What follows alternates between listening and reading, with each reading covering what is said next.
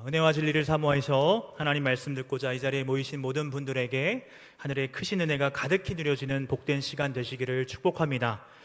오늘은 내 안에 그리스도께서 사십니다 라는 제목으로 하나님 말씀 증거하겠습니다. 오늘 본문인 갈라디아서 2장 20절은 잘 아는 말씀이죠. 기독교 신앙의 핵심을 이 말씀은 아주 간결하게 요약한 말씀인데요, 바울의 신앙 고백이기도 한 이 말씀은 무엇보다 그리스도인의 정체성을 아주 잘 설명하고 있는 본문입니다.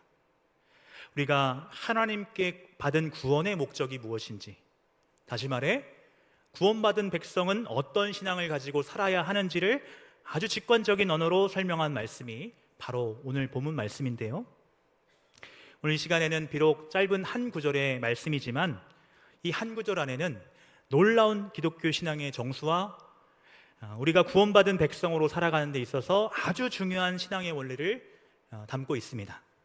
함께 이 말씀 상고해 보면서 그 은혜에 깨닫고 누리시는 시간이 되시기를 바랍니다. 그럼 오늘 본문 말씀 우리 다시 한번 화면 보시고 읽어보겠습니다. 시작. 내가 그리스도와 함께 십자가에 못 박혔나니 그런즉 이제는 내가 사는 것이 아니요 오직 내 안에 그리스도께서 사시는 것이라. 이제 내가 육체 가운데 사는 것은 나를 사랑하사 나를 위하여 자기 자신을 버리신 하나님의 아들을 믿는 믿음 안에서 사는 것이라. 아멘. 사랑하는 여러분, 우리가 믿는 분은 예수님이시죠. 우리가 예수님을 믿는다는 것은 그분이 행하신 일을 믿는 것을 의미합니다. 그렇다면 예수님께서 행하신 일이 무엇입니까? 단순하게 말을 해서 우리의 죄를 대속하기 위해, 하나님과 우리 사이에 깨어진 관계를 회복하시기 위해 화목제물이 되어 십자가에 죽으신 것이죠. 근데 여기서 우리가 기억해야 하는 것이, 우리가 예수님께서 행하신 일을 믿는다는 것은 예수님께서 죄인된 우리를 구원하기 위해 좋은 일, 착한 일 행하셨음을 단지 마음에 받아들이는 것으로 끝나지 않습니다. 오늘 본문이 강조하고 있는 바, 성경이 말씀하고 있는 믿음이란 여기서 한 걸음 더 나아갑니다. 즉, 그리스도께서 십자가에 못 박혀 죽으실 때 나 또한 그분 안에서 그리스도와 함께 죽었다는 거예요. 이것을 인정하는 것, 이것까지 포함하는 것이 참 믿음입니다. 그럼 이게 너무 중요합니다. 사랑하는 여러분, 이 차이를 아시겠습니까? 내가 그리스도와 함께 십자가에 못 박혔나니 라고 하는 이 고백이 왜 중요하냐 하면, 구원의 궁극적인 목적은 그리스도와의 연합에 있기 때문이에요. 그래서 여러분, 그런 측면에서 믿음이 하는 일이 무엇일까요? 우리 마음에 주님을 영접하는 일입니다. 요한복음 1장 12절 말씀 우리 화면 보시고 같이 읽어보겠습니다. 시작. 영접하는 자 곧 그 이름을 믿는 자들에게는 하나님의 자녀가 되는 권세를 주셨으니. 아멘. 다음으로 요한계시록 3장 20절도 같이 읽어보겠습니다.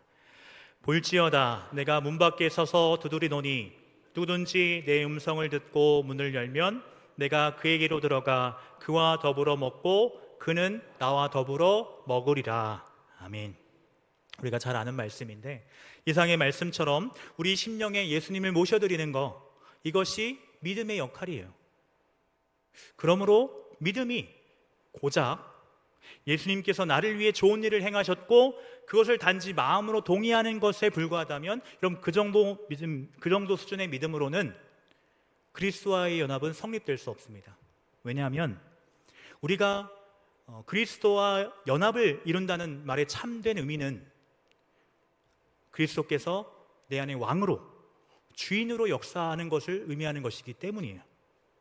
그러므로 내 마음에 주님을 모셔드렸다 할지라도 그분이 왕으로, 주인으로 역사하지 않은 이상 그저 내 인생의 주인은 나고, 그렇게 여전히 내가 주인 되어 인생을 살고 있다면 그런 삶은 불신자의 삶과 하등 다를 바가 없는 것입니다.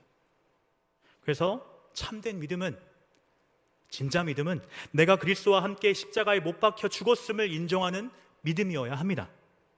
죽은 자는 자고로 말이 없고 죽었기에 의지 또한 없습니다. 바로 이러한 상태가 전제가 되어야 그리스도께서 왕이 되시고 주인 되실 수 있는 것이고, 이렇게 돼야 이것이 진정 그리스도와 연합, 일치되었다 말할 수 있는 것이기 때문에 내가 그리스도와 함께 죽었음을 인정하는 믿음이라야 진짜 믿음이라는 거예요. 사랑하는 여러분, 성령 세례라는 말도 들어보셨을 겁니다. 성령 세례, 성령 충만도요, 결코 다른 게 아닙니다. 우리는 성령 하면 자꾸 신비한 무언가로 생각하는 경향이 있습니다. 그래서 우리는 초자연적인 섭리를 성령의 하는 일쯤으로 생각하는 경향이 있는데요, 이것은 성령에 대한 오해입니다. 사랑하는 여러분, 성령님은 예수의 영입니다. 그래서 철저하게 성령께서 하시는 일은 우리 마음에 예수님이 생각나게 하시고, 예수님께서 하신 말씀들이 떠오르게 하시고, 그렇게 예수 그리스도께로 우리를 인도하시는 분이 바로 성령이라는 거예요. 그래서 성령 충만이라고 하는 것은 다른 게 아닙니다. 성령 충만은 예수 충만입니다. 그리고 성령 세례 또한 초자연적이고 신비한 그 무엇이 아니라 그리스도께서 왕 되시고 주인 되셔서 내 삶을 다스리시는 상태, 그런 삶을 말하는 거예요. 내가 죽어야 그리스도께서 사십니다. 내가 죽어야 구원의 목적이자 구원의 신비인 그리스도와의 연합이 비로소 가능한 것입니다. 그러나 여기서 우리가 기억해야 하는 것은 내가 그리스도와 함께 십자가에 못 박혔나니 라고 하는 오늘 본문의 말씀을 영어 성경으로 보면 현재 완료로 되어 있어요. 그 말인즉슨 우리가 그리스도와 함께 그리스도 안에서 십자가에 못 박혀 죽었다는 것이 마치 아담 안에서 모든 사람이 죄를 지었다고 하는 그런 차원의 얘기가 아니라는 거예요. 다시 말해서 이 말씀은 성경이 말하고 있는 대표 사상을 말하고 있는 게 아니라는 겁니다.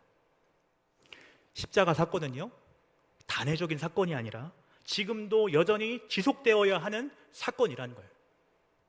그래서 바울은 이런 말을 남겼습니다. 고린도전서 15장 31절 화면 보시고 같이 읽어보겠습니다. 형제들아, 내가 그리스도 예수 우리 주 안에서 가진 바 너희에 대한 나의 자랑을 두고 단언하노니 나는 날마다 죽노라. 아멘. 나는 뭐래요? 날마다 죽노라. 우리는 한 번 죽는 것으로 끝이 아니라 오늘도 죽고 내일도 죽어야 하는 존재라는 거예요. 로마서 7장 우리 22절부터 24절까지, 우리 21절부터 같이 읽어보겠습니다. 시작. 그러므로 내가 한 법을 깨달았노니 곧 선을 행하기 원하는 나에게 악이 함께 있는 것이로다. 내 속사람으로는 하나님의 법을 즐거워하네. 내 지체 속에서 한 다른 법이 내 마음의 법과 싸워 내 지체 속에 있는 죄의 법으로 나를 사로잡는 것을 보는도다. 오라, 나는 곤고한 사람이로다. 이 사망의 몸에서 누가 나를 건져내랴. 아멘. 전후 문맥상 바울의 이 고백은 그가 자연인이었을 때의 경험을 말하고 있는 것이 아니라 구원받은 그 이후의 고백인 것이 분명합니다. 바울은 성령이 자신 안에 내주하심에도 불구하고 죄에 대하여 여전히 죽지 않는 자신을 보았습니다. 그래서 절규를 하고 있는 거예요. 여러분, 바로 이런 관점에서 보면 오늘 본문은 연합의 교리에 관한 교조적인 설명이 아니라는 거예요. 이 갈라디아서 2장 20절의 놀라운 선언은 바울의 신앙 고백입니다. 자신 안에 있는 내면의 죄와 싸우며 치열한 영적 몸부림을 통해 얻게 된 승리의 비결, 승리의 교훈인 거예요. 사랑하는 여러분, 우린 이제 바울이 죽을 때까지 놓치지 않고 살았던 그의 신앙 고백이자 그가 승리하는 삶을 살 수 있었던 승리의 비결이 무엇이었는지 발견하게 되는데요, 우리 화면 보시고 함께 봉독해 보겠습니다. 시작. 그런즉 이제는 내가 사는 것이 아니요 오직 내 안에 그리스도께서 사시는 것이라. 아멘. 여러분, 바울의 이 고백이, 이 진리가 얼마나 위대한 신앙의 원리인지를 깨닫는 은혜가 있기를 바랍니다. 여러분, 바울은 지금 무엇을 말씀하고 있습니까? 나는 죽었고 나는 없다는 거예요. 나는 존재하지 않는다는 거예요. 오직 내 안에, 여기 오직이란 말은 강조법입니다. 오직 내 안에 그리스도께서 사시는 것이라. 그러면서 이어지는 말씀을 보면 바울은 또 이렇게 말합니다. 갈라디아서 2장 2절 하반절 읽어보겠습니다. 이제 내가 육체 가운데 사는 것은 나를 사랑하사 나를 위하여 자기 자신을 버리신 하나님의 아들을 믿는 믿음 안에서 사는 것이라. 아멘. 좀 이상하지 않습니까? 바울은 앞서 이제 나는 죽었고 나는 없고 내 안에 사시는 이는 그리스도라고 선언을 했습니다.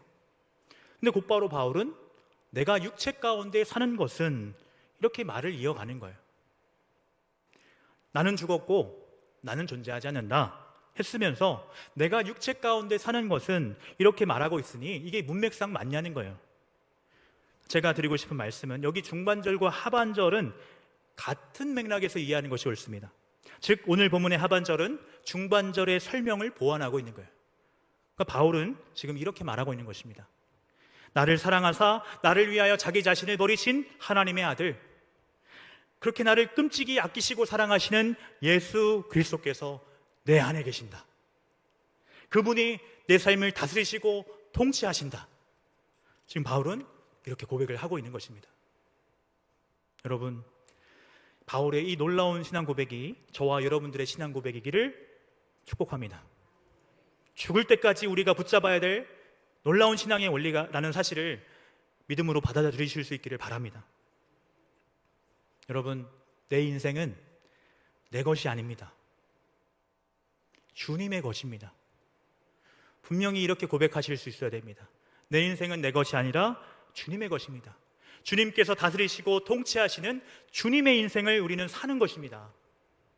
바라기는 바울의 이 고백 정말 저와 여러분의 고백이 되실 수 있기를 축복합니다.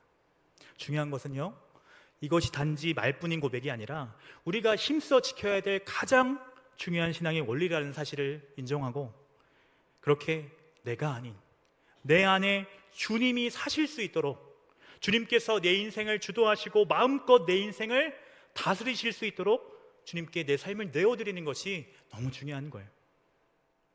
우리는 결코 오늘 본문의 바울의 이 고백을 훌륭한 인생을 산 한 개인의 신앙으로 치부해서는 안 됩니다. 바울의 이 신앙은 우리 모든 그리스도인들이 따라야 하는 모델입니다. 샘플이 아니에요. 성경이 말하는 죄란 하나님으로부터 멀어지는 걸 말합니다. 같은 맥락에서 악은 선이신 하나님의 부재로 인한 결과입니다. 그 성경이 말하는 선이 뭐냐? 하나님께서 보시기에 좋다 하는 이게 선이라는 거예요. 히브리어로 선하다라는 말의 의미의 말이 토부라는 단어인데요, 이 토부라는 단어는 중의어입니다. 선하다라는 뜻과 함께 좋다라는 말을 의미를 모두 지니고 있는 말이에요. 하나님께서 보시기에 좋은 상태가 선이라는 거예요. 그러므로 하나님 안에 있는 상태, 하나님과 함께하는 인생이 선한 삶이고 바로 여기에 인간의 참된 행복도 있는 것입니다. 그리스도와의 연합이 구원의 궁극적인 목적이 된다는 것은 바로 이런 의미인 거예요. 주님이 내 안에, 내가 주님 안에 살아가는 그 삶이 가장 행복한 삶이요, 최고의 인생인 줄 믿으실 수 있기를 바랍니다. 내가 지금 어떠한 상황에 처해 있든 주님이 계신 그곳이 무엇입니까? 천국이에요. 내가 지금 부요하든 궁핍에 처해 있든 심지어 죽음의 위기 앞에 놓였다 할지라도 이 믿음을 소유한 사람은 그 상황 속에서도 주님을 누립니다. 그래서 낙심하거나 좌절하거나 믿음이 흔들리지 않는 거예요. 그러니까 이 신앙이 왜 그토록 중요한 것이냐 하면 바로 이 진리로부터 세상을 바라보는 완전한 새로운 시각이 우리에게 주어지는 것이기 때문에 그래요. 사랑하는 여러분, 대체 무엇이 성공이고 무엇이 실패입니까? 어떠한 인생이 잘 산 인생이고 어떤 인생이 쪽박찬 인생입니까? 그 기준이 여러분 무엇입니까? 너무 중요한 사안이고 하나님께서 제게 오늘 이 말씀을 전하게 하신 이유도 사실 저는 여기에 있다고 생각을 하는데요, 하나님의 기준, 하나님께서 주목하고 계신 것이 무엇인지를 알아야 성공과 실패를 가늠할 수 있고, 그걸 알아야 하나님께서 우리의 삶 가운데 어떻게 일하시고 역사하시는지를 볼 수 있는 거 아니겠습니까? 그러므로 인생의 성공과 실패, 사역의 성공과 실패를 가늠하는 이 하나님의 기준이 무엇인지를 아는 게 너무 중요해요. 그렇다면 여러분, 하나님은 무엇을 보실까요? 무엇을 주목하고 계실까요? 하나님은 결코 다른 것 보시지 않습니다. 우리 마음에 예수가 있는가? 그리스도가 주인으로 계시는가? 이걸 보십니다. 내 안에 그리스도가 있는가? 그분으로 충만한가?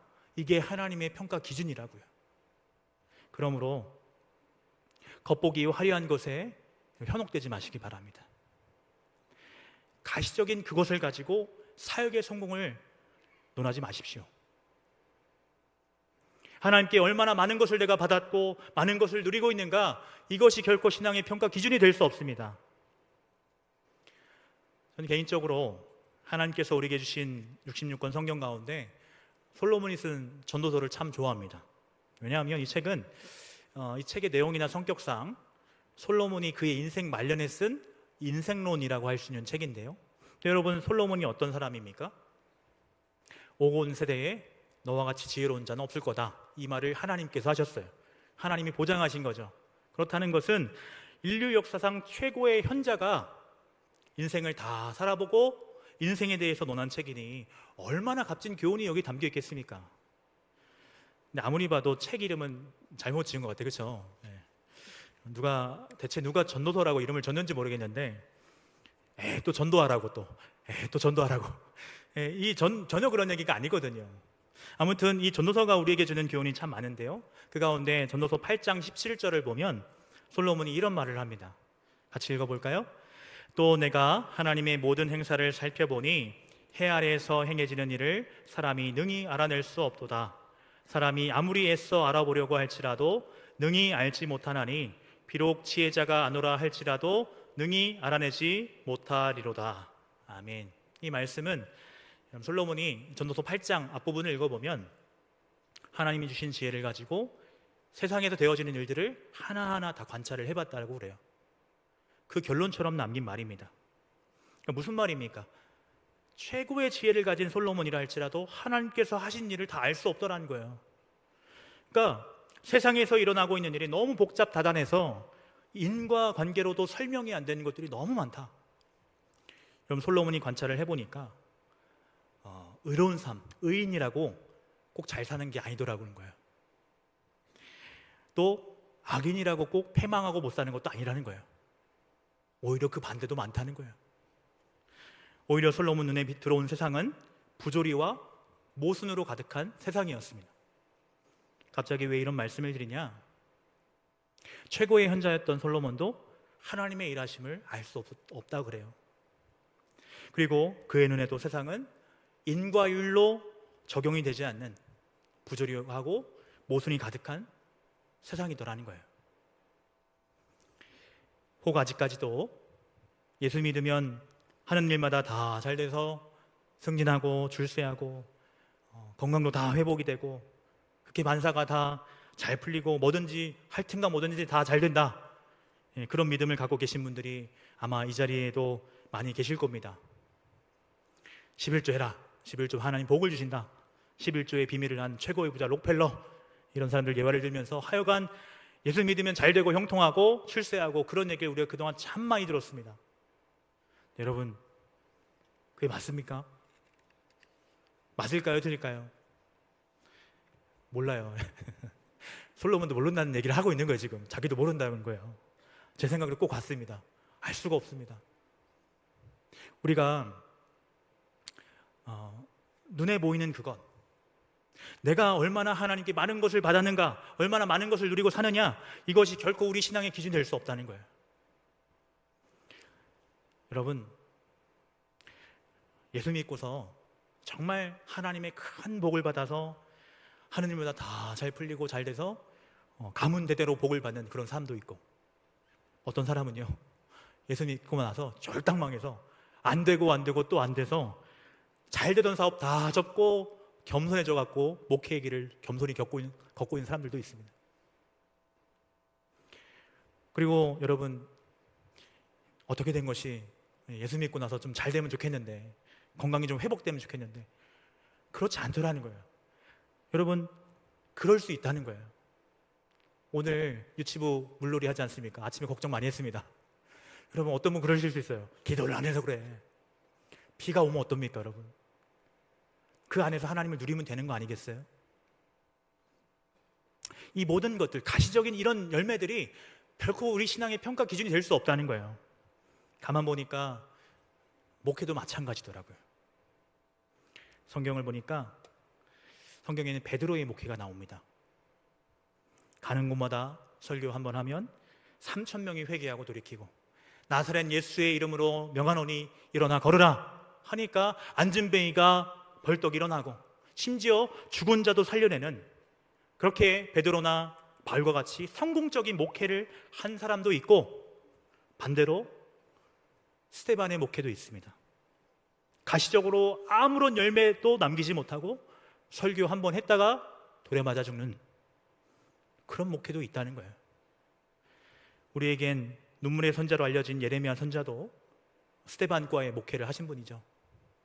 예레미야는 아무도 듣지 않는 설교를 40년 동안 울면서 부르짖었습니다. 끝내 그러나 유대는 돌아오지 않았습니다. 그러니 결국 오늘날 우리의 관점에서 그의 목회를 평가한다면 그는 빵점 목회자인 거예요. 그러나 하나님의 평가는 어떨까요? 중요한 건 우리가 관심 가져야 되는 건 하나님의 평가잖아요. 사람들이 내게 뭐라고 하든 우리에게 하나님의 일하심을 볼 수 있는 안목이 열려지기를 축복합니다. 하나님의 관점과 하나님의 시선으로 형제 자매를 바라보고 대할 수 있는 성도님 되시기를 축복합니다.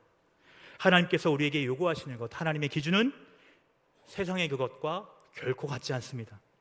우리 눈에 보이는 현상적인 것, 소위 열매라고 하는 것이 이 전부가 아니라는 거예요. 그리고 내가 열심히 해서 열매를 거뒀어도 다 나의 공이라고 할 수가 없습니다, 여러분.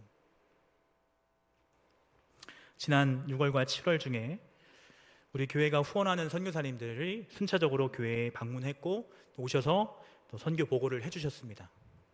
제가 근본에 여러 선교사님들의 선교 보고를 들으면서 개인적으로 느꼈던 것 중에 하나가 뭐냐면 예전에 그 평신도 시절, 제가 청년 시절 때 그 선교지에 가서 선교사님 사역을 보고 선교 보고를 들을 때는 선교사님들이 너무 위대하게 느껴져서 나와 차원이 다른 그런 분들이구나 하는 생각을 가졌었어요.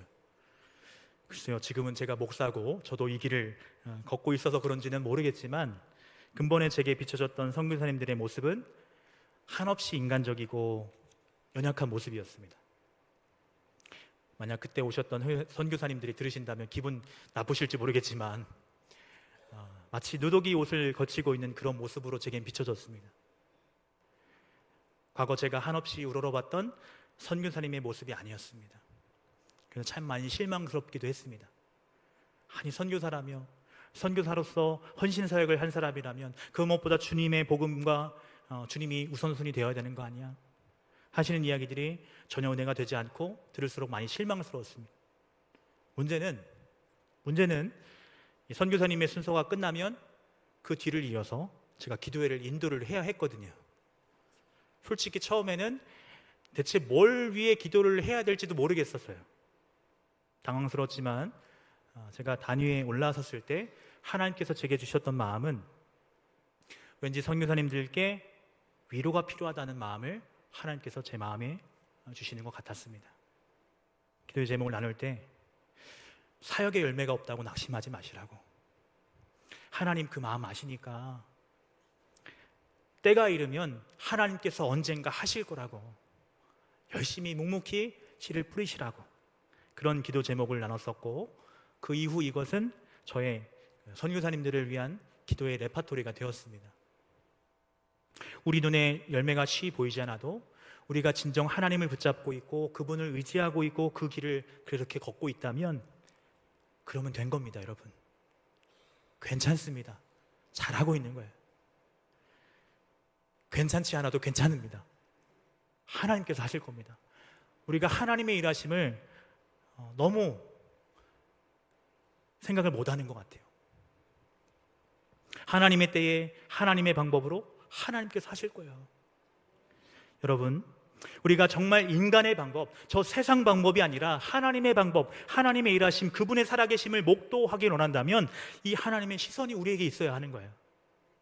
지역을 섬기고 세계를 품은 우리 경주중앙교회의 비전에 따라 여러 교회와 선교사님들을 후원하고 있는 우리 중앙교회 성모들은 안 그래도 코로나의 직격탄을 맞고 저출산과 경제난, 복합적인 문제로 너무너무 어려운 목회 현실을 우리 목사님, 선교사님들이 마주하고 있거든요. 지금 휴가철을 보내고 있습니다. 혹여나 타지에서 주일을 보내게 되시는 분들이 계시다면 제발 큰 교회 가지 마시고 작은 교회 한번 가보세요. 얼마나 힘든지 모릅니다. 이런 분들을 향해 목사님 괜찮아요, 우리가 기도할게요, 우리가 후원할게요. 선교사님, 열매는 하나님 소관입니다. 하나님께서 하실 거예요.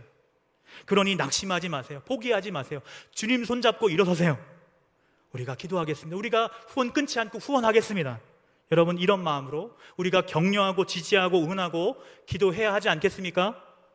이처럼 하나님의 기준이 나의 기준이 될 때 축복의 통로로서 정말 섬기는 자의 삶을 살 수 있는 것입니다. 저는 앞서 베드로의 목회와 스데반의 목회를 비교했습니다. 여러분, 오해하지 마시기 바랍니다. 스데반의 목회가 맞고 베드로의 목회는 틀렸다는 것이 아닙니다. 베드로를 통해 일하신 그 놀라운 일을 행하신 분도 하나님이시고 스데반을 첫 순교의 제물로 삼으신 분도 하나님이십니다. 중요한 것은 하나님께서 하신다는 거예요. 그렇다면 여러분, 누굴 통해서 일하실까요? 내 안에 나는 없고 오직 내 안에 그리스도께서 사십니다 라고 고백하는 사람들, 그렇게 철저하게 하나님의 것된 사람들을 통해서 하나님께서는 지금도 구원의 역사를 이루어가고 계십니다. 베드로와 바울, 스데반과 예레미야 모두 순종을 통하여, 온전한 순종을 통해 하나님 손에 붙들려서 쓰임받은 위대한 사람들입니다. 베드로의 목회도 훌륭하고 스데반의 목회 또한 훌륭한 것입니다. 왜냐하면 두 사람 모두 하나님께서 자신을 마음껏 쓰실 수 있도록 철저하게 자신을 십자가에 못 박고 그리스도로 충만한 삶을 산 사람들이기 때문이에요. 요한복음 21장 18절 함께 읽어보겠습니다. 시작. 내가 진실로 진실로 너희에게 이르노니 내가 젊어서는 스스로 띠띠고 원하는 곳으로 다녔거니와 늙어서는 내 팔을 벌리리니 남이 내게 띠띠고 원하지 아니하는 곳으로 데려가리라. 아멘. 이 말씀은 부활하신 예수님께서 후에 베드로가 어떠한 삶을 살게 될 것인지에 대해 예언처럼 하신 말씀입니다. 말씀의 요지가 무엇입니까? 베드로가 젊어서는 자신이 원하는 대로, 자신의 의지대로 다 했다는 거예요. 그러나 이제 너는 철저하게 그가 원하지 않는 삶, 즉 주님께서 이끌어 가시는 대로 살게 될 것이라고, 그런 말씀입니다. 이처럼 바울뿐만 아니라 베드로, 사도 요한, 스데반, 예레미야, 아브라함, 모세 등등 하나님 손에 붙들려 쓰임받은 모든 사람들은 자신의 의지가 아닌 하나님의 뜻을 쫓아 살았던 사람들이었습니다. 그러므로 여러분, 신앙생활의 관건은 다른 게 아닙니다. 내 안에 내주하고 계신 주님께서 나를 이끄실 수 있도록, 나를 통해서 마음껏 일하실 수 있도록 나는 날마다 죽노라 고백했던 사도 바울의 고백처럼 날마다 십자가에 내 자신을 못 박고 내 주인된 자리를 주님께 내어드리는 것입니다. 나는 없고 내 안에 그리스도께서 사십니다. 내 인생은 주님의 것입니다. 나는 주님의 인생을 살아갑니다. 날마다 이렇게 고백을 하면서 말입니다.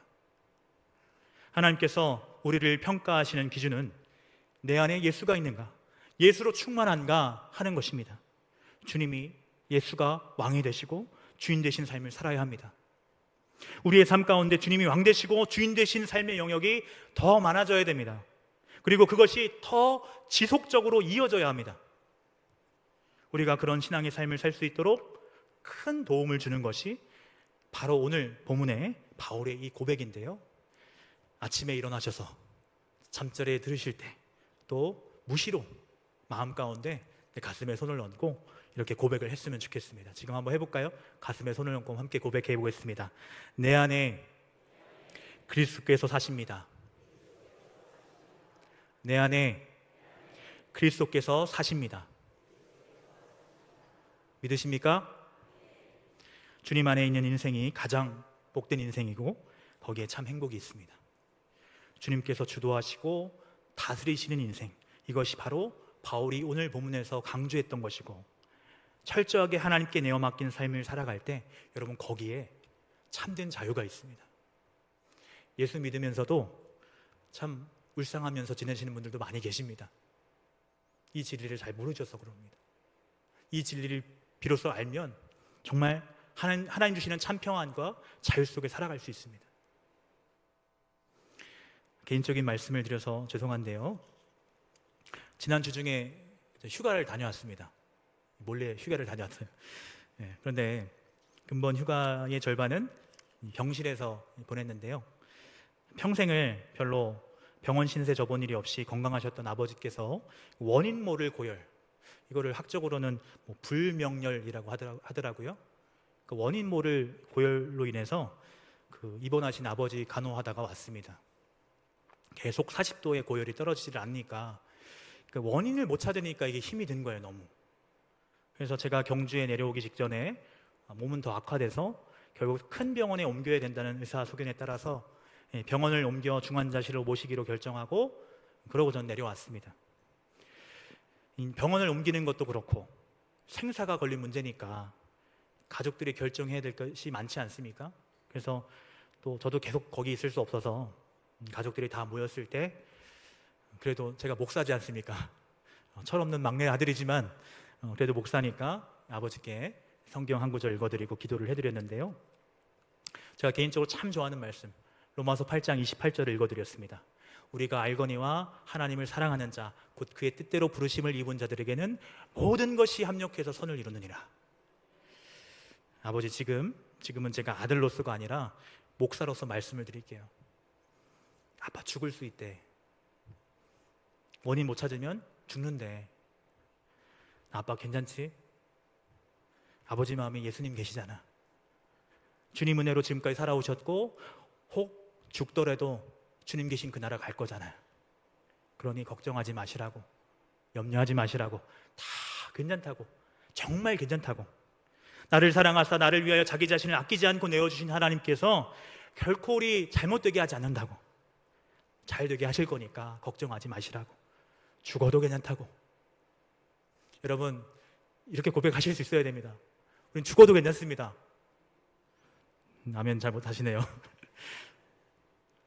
그래서 걱정하지 않으셔도 된다고 하고서 말씀 전하고서 기도해드렸는데요, 걱정하지 않으셔도 됩니다. 어제 원인 찾았고 회복 잘 되고 있다고 연락을 받았습니다.